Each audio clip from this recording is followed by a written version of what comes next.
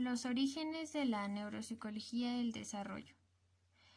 La neuropsicología infantil es la neurociencia que estudia las relaciones entre la conducta y el cerebro en desarrollo, con el objetivo de aplicar los conocimientos científicos de dichas relaciones para tratar de corregir, en la medida de lo posible, las consecuencias de las lesiones cerebrales que pueden producirse a lo largo del periodo infantil. A la neuropsicología infantil se le conoce como neuropsicología del desarrollo. Esta surge a partir de los años 1960 como fruto de las aportaciones realizadas por diferentes especialidades, como neuropediatría, psicología del desarrollo, terapia física y ocupacional, psicología clínica infantil, psicología pediátrica y psicología escolar. En su proceso de formación ha dado lugar a diversas especialidades como la neuropsicología clínica infantil o la neuropsicología pediátrica. Es importante tener en cuenta que la neuropsicología infantil difiere mucho con la neuropsicología del adulto. No es como una versión pequeña de la misma.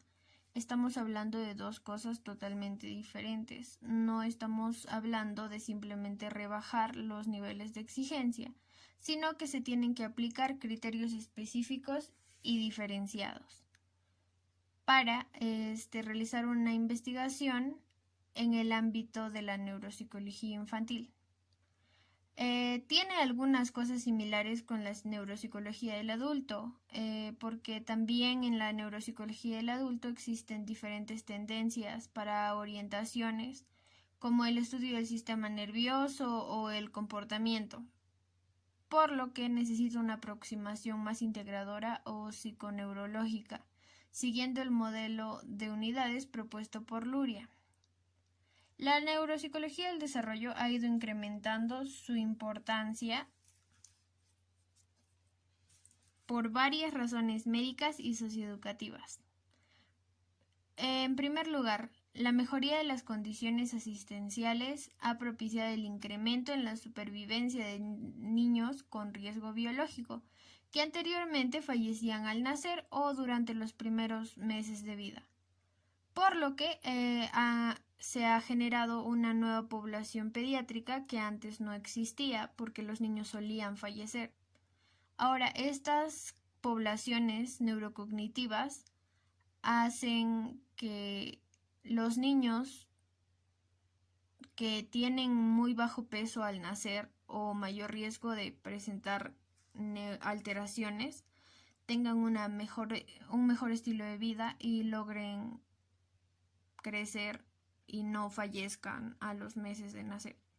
Por otra parte, también la escolarización de niñas y niños en edad preescolar, como por ejemplo el kinder, incrementa el número de casos de disfunción cerebral que anteriormente pasaban desapercibidos hasta el inicio de la escolaridad obligatoria. Entonces, tengamos en cuenta de que la neuropsicología del desarrollo es principalmente una neuropsicología que se enfoca en lo que es la neuropsicología infantil, que empezó en los años 60 y que es de hecho de vital importancia para nuestra sociedad actual, puesto que tiene como objetivo el hacer que los niños tengan una calidad de vida muy buena. Aspectos diferenciales de la neuropsicología del desarrollo. El elemento diferencial más específico de la neuropsicología infantil es el estudio del cerebro en desarrollo y sus repercusiones sobre el comportamiento, tanto en los casos de lesión o disfunción cerebral como en los niños sanos, teniendo en cuenta de un modo específico los cambios evolutivos que producen dentro del sistema nervioso infantil, así como sus correlatos conductuales y cómo dichos cambios interactúan de un modo más complejo con alteraciones bioquímicas o ambientales. Un segundo factor diferencial es el estudio de la conducta del niño desde el cerebro, teniendo en consideración que junto a otros aspectos de tipo exógeno, quiere decir aspectos psicológicos, aspectos sociales y aspectos educativos. Siempre subyace una representación cerebral en la base de toda conducta. Por esta razón, ignorar la importancia del sistema nervioso es negar la esencia misma de la neuropsicología del desarrollo. La perspectiva neurobiológica en el estudio de la conducta infantil tiene importancia excepcional, pues no hay que olvidar que las modificaciones cerebrales que se producen en el contexto del cambio evolutivo y la maduración durante el tiempo de infancia son las más intensas que se va a producir a lo largo de todo nuestro ciclo vital.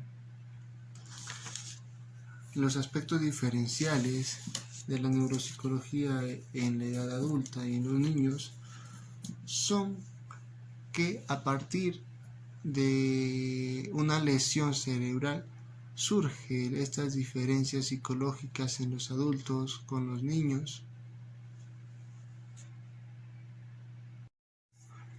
Algunos aspectos diferenciales de la neuropsicología del desarrollo son entre el niño y el adulto. En los adultos surge a partir del estudio de lesiones cerebrales graves, mientras que en los niños surgen de la observación de consecuencias de lesiones cerebrales con menos gravedad. En los adultos el cerebro es menos recuperable, teniendo un pronóstico mejor de mejora. En cambio, en un niño el cerebro en desarrollo es expansivo y fluido y tiene un mejor pronóstico de neuroplasticidad, dependa al caso. Con funciones anteriores, el cerebro adulto permite dar un mejor pronóstico de la evolución de lesiones cerebrales, mientras que en un niño es más difícil establecer pronóstico de evoluciones de lesiones cerebrales. En el adulto, efectos de lesiones locales, a diferencia del niño, son efectos de lesiones difusos por funcionamiento global del cerebro.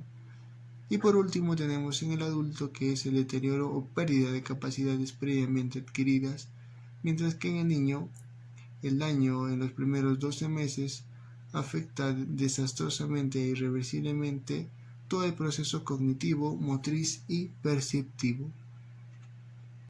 La evaluación neuropsicológica infantil tiene como objetivo la identificación del estatus neuropsicológico del niño que ha tenido un sufrimiento en su sistema nervioso.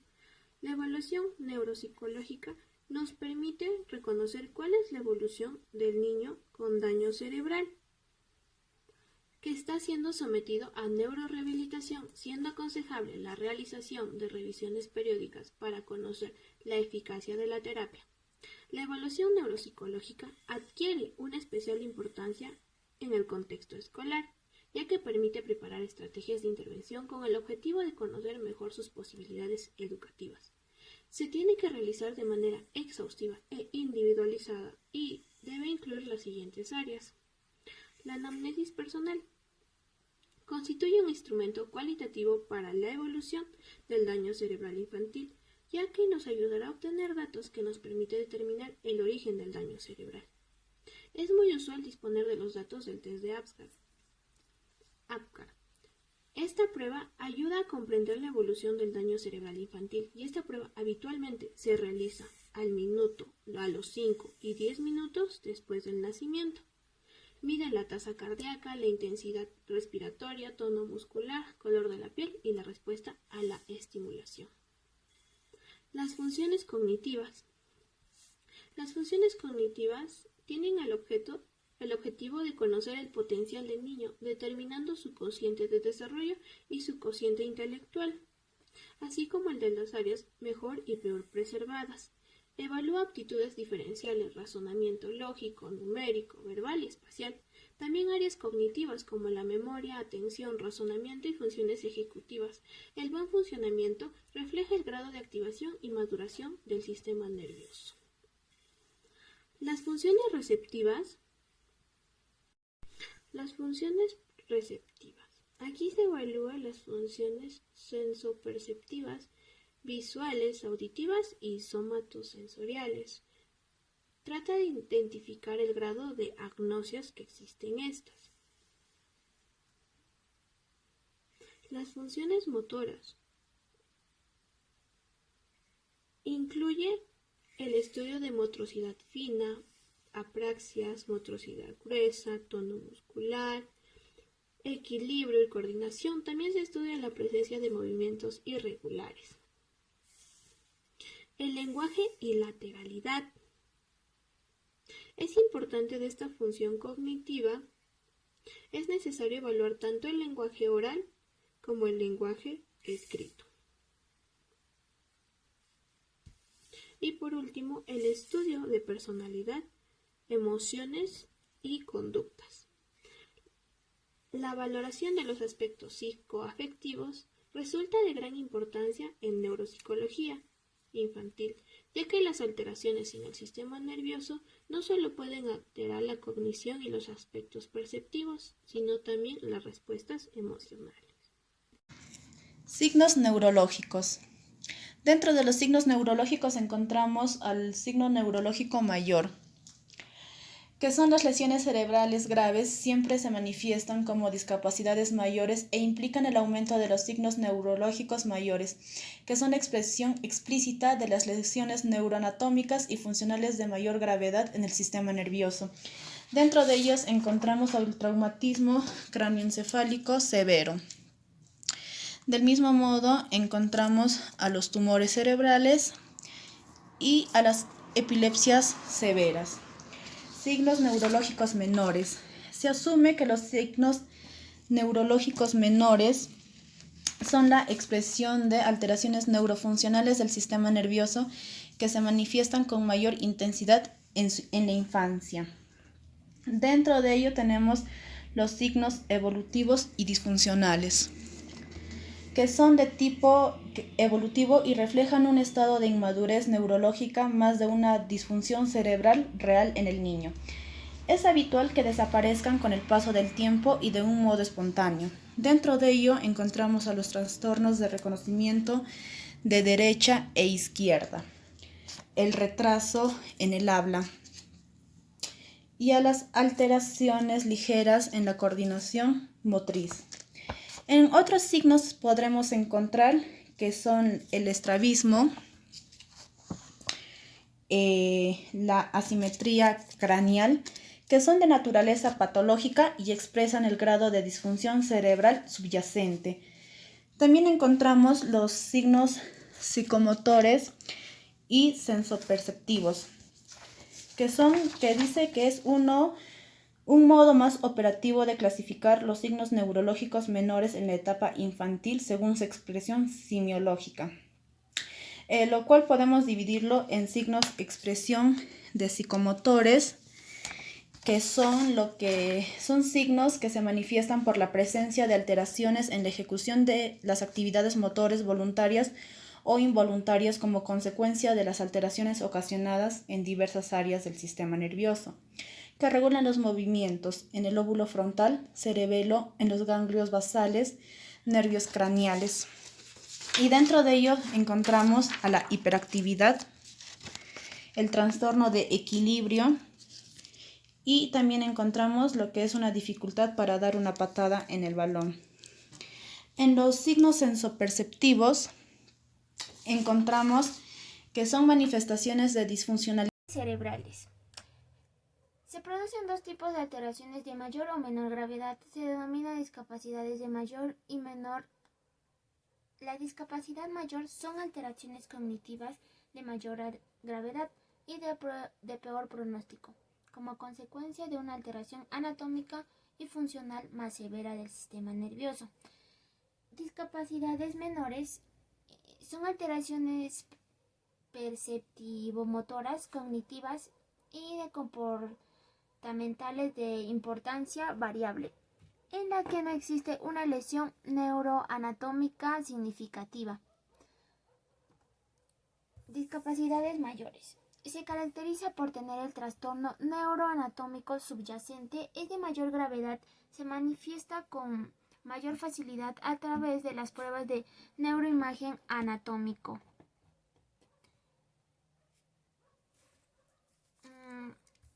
La gravedad es mayor, la incidencia es de 1 a 2%, alteraciones neuroanatómicas, Es más grave, normalmente presenta en pruebas de neuroimagen anatómica, trastorno incluido, parálisis cerebral infantil,